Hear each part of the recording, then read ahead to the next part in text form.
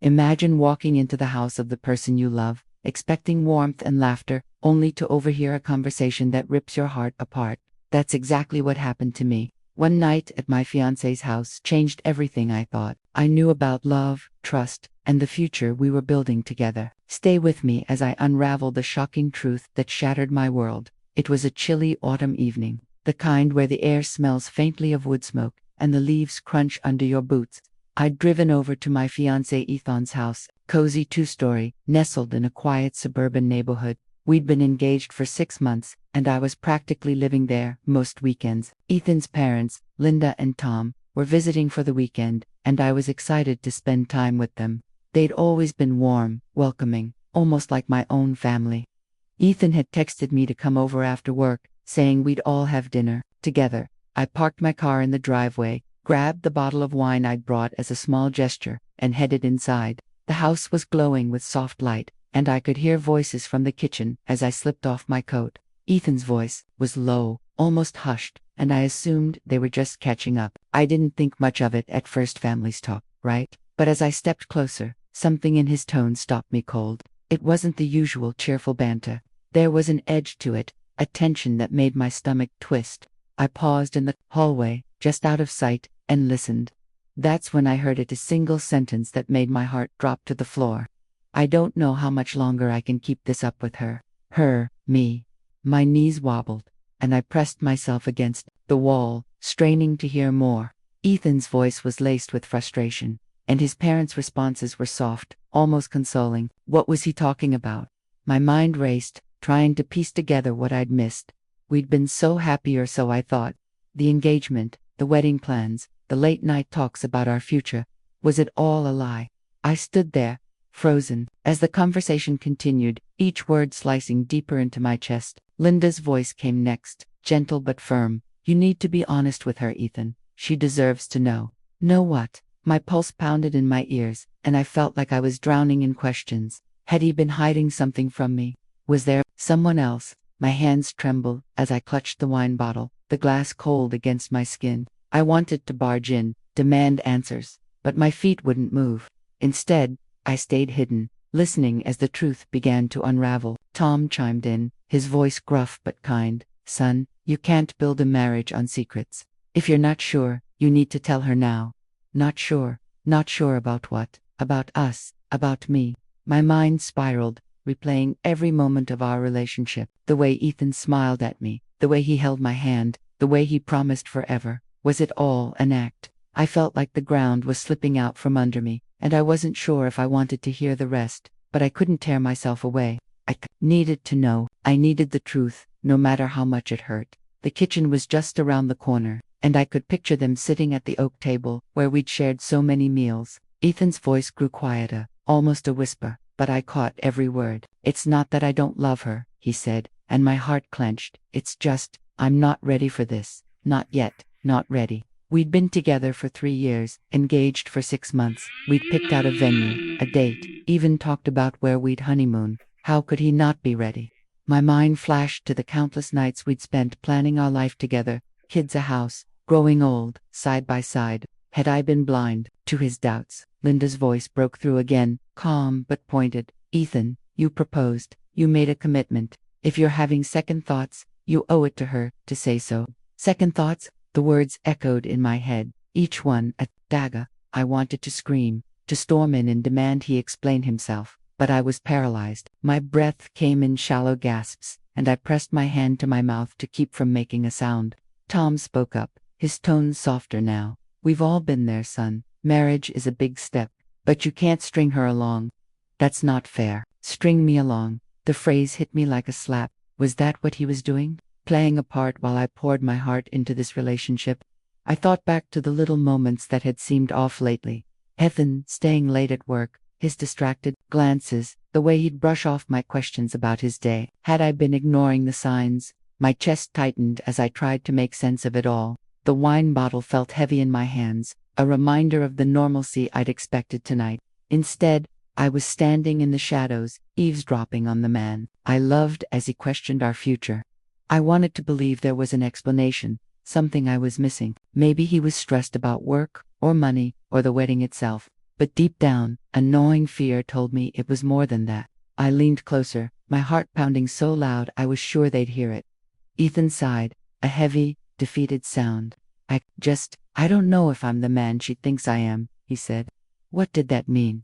My mind raced through possibilities, cheating lies, some hidden flaw he'd kept from me.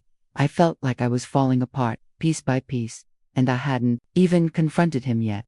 The conversation paused, and I heard the clink of glasses, the scrape of a chair. They were moving on, oblivious to the fact that my entire world was crumbling just a few feet away. I don't know how long I stood there, pressed against the wall, my heart racing and my mind spinning. The voices in the kitchen grew softer, almost conspiratorial, and I strained to catch every word. Ethan spoke again, his voice barely audible. I thought I could do this, but every time I think about the wedding, I feel like I'm suffocating. Suffocating. The word hit me like a punch to the gut. I'd spent months dreaming of our wedding day, walking down the aisle, seeing Ethan's face light up, starting our life together, and he felt like he was suffocating. Tears stung my eyes, but I blinked them back, refusing to let them fall.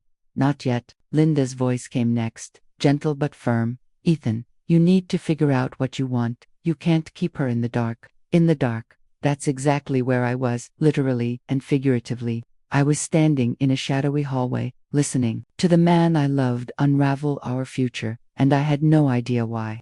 My mind raced through every moment of our relationship, searching for clues. Had I been too pushy about the wedding?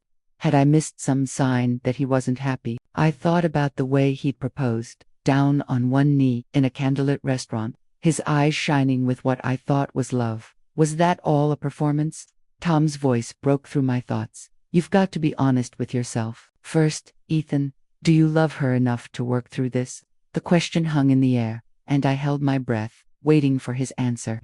It felt like an eternity before he spoke. I do love her, he said, and for a fleeting moment, I felt a spark of hope. But I'm scared I'm not enough for her. She deserves someone who's sure. Not enough. My heart twisted at the words. I wanted to run to him, tell him he was more than enough, that we could fix whatever was wrong. But the doubt in his voice stopped me. What was he so afraid of? I thought about the life we'd planned, moving to a bigger city, starting a family, building a home. Was that too much for him? Had I been so caught up in my own dreams that I hadn't noticed his hesitation? The kitchen fell silent for a moment, and I heard the soft clink of dishes being cleared. I realized I couldn't stay hidden forever. I had to face this, whatever this was. But my legs felt like lead, and the thought of confronting Ethan in front of his parents made my stomach churn. I needed answers, but I wasn't sure I was ready for them.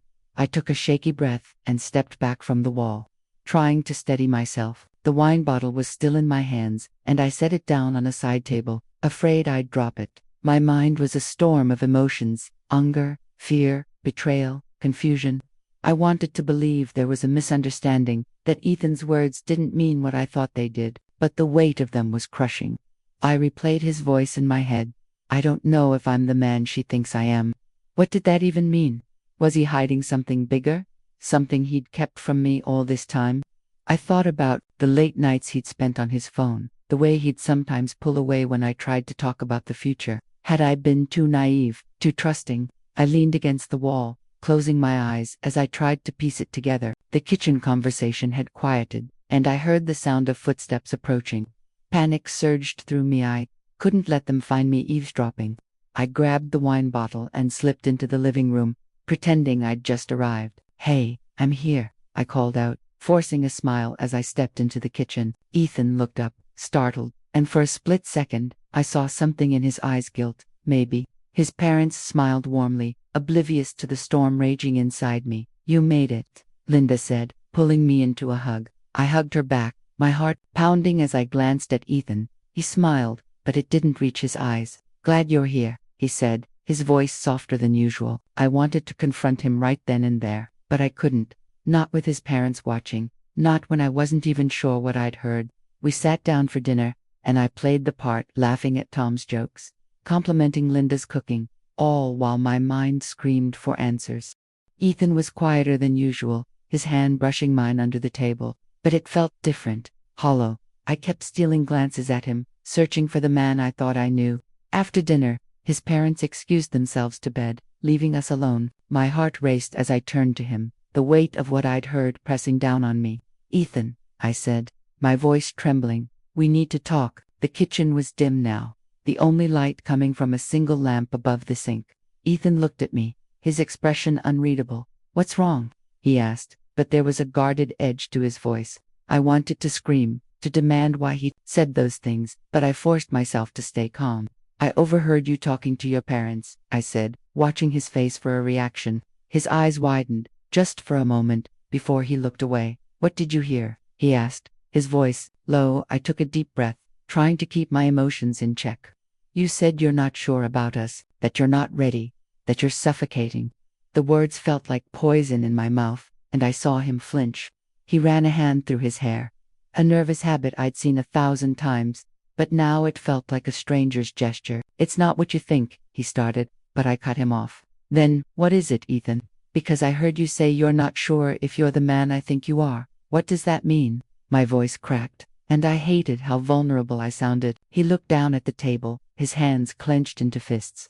"I didn't mean for you to hear that," he said, and I let out a bitter laugh. Clearly, the silence between us was heavy, suffocating, just like he'd described. Finally, he looked up, his eyes filled with something I couldn't quite place.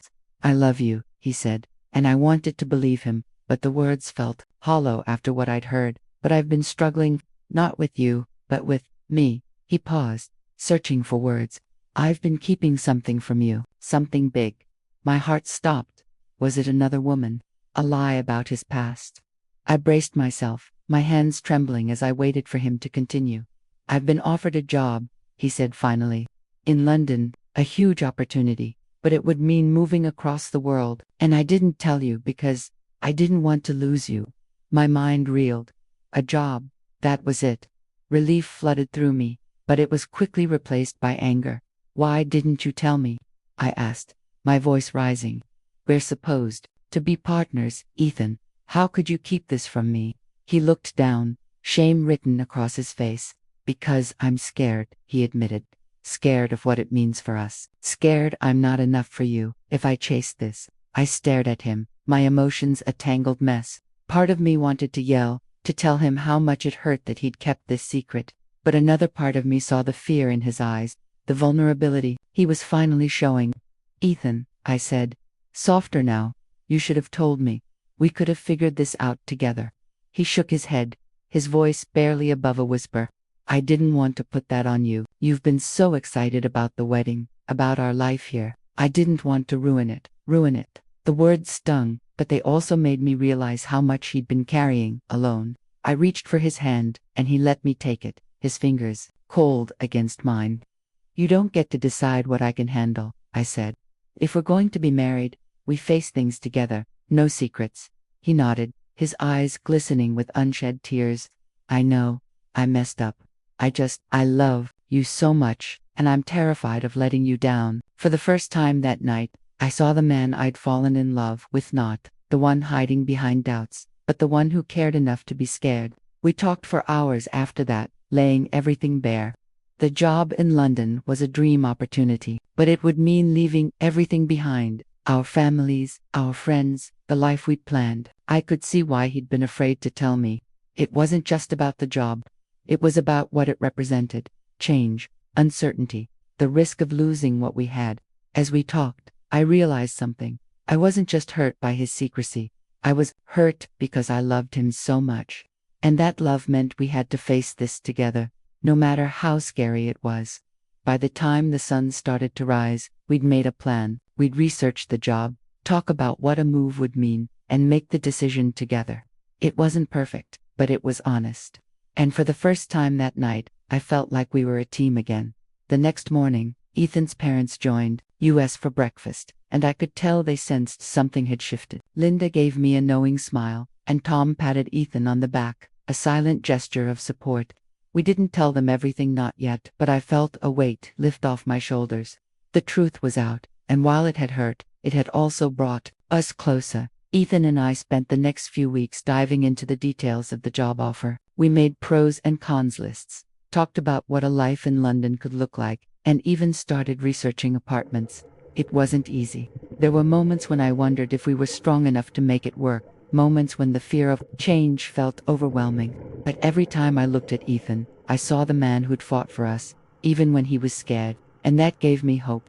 The wedding plans were put on hold, but not cancelled. We agreed to take things one step at a time, to build our future together, wherever that might be. Looking back, that night in the hallway changed everything. It shattered the perfect image I'd had of our relationship, but it also showed me what love really is, not a fairy tale, but a partnership. It's messy, it's scary, and sometimes it hurts, but it's worth it. As I sit here now, watching Ethan laugh over coffee, I know we're not perfect, but we're real, and that's enough.